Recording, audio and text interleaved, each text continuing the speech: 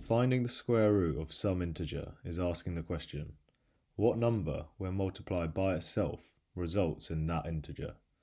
There are some special values, 1, 4, 9, 16, 25, and so on, that when square rooted result in an integer. These are called square numbers, and they are very useful to know. Generally, square rooting an integer does not always result in another integer.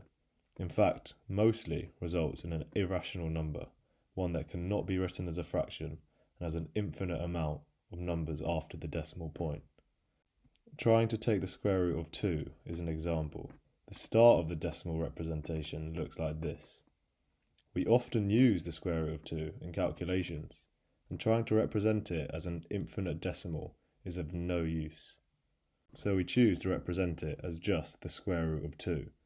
Like how we choose to write the pi symbol instead of 3.142, so on.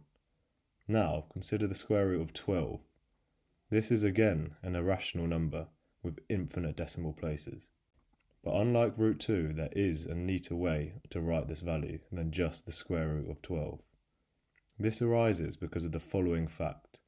If we have two numbers multiplied together and take the square root of this product, it is equal to the product of each of the numbers square rooted separately.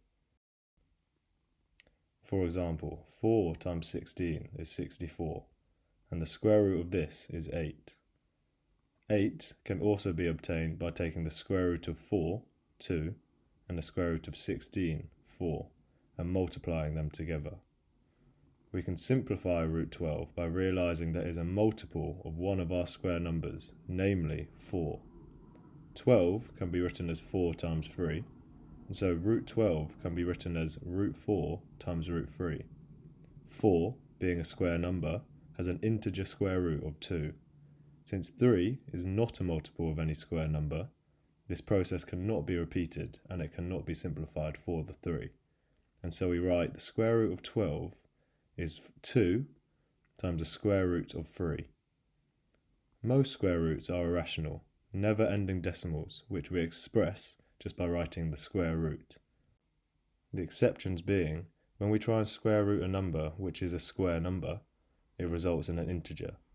And when it is a multiple of a square number, it can be split up, as we have done for root 12.